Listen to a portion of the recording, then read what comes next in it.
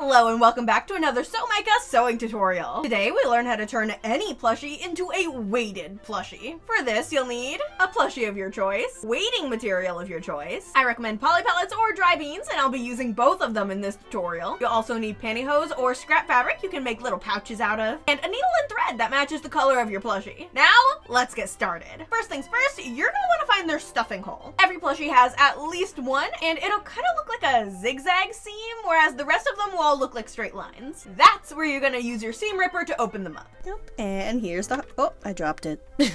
Here's the heart I put in. A little stiff. Who made this heart? Weird.